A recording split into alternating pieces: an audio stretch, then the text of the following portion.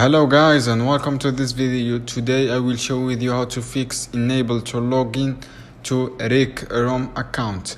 First guys, you can do is check your internet connection, and you have to have internet stable connection.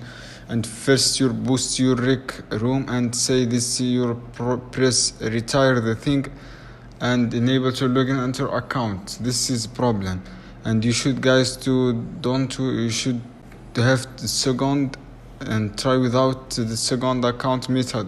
So what you do is you click on your other account and login into. When you say don't you it worked, and the press back arrow, and the method number 2 guys is contact support, and you should be contact support by email. Send email, you explain your problem, and you solve the problem by sending your email. Thanks guys for watching.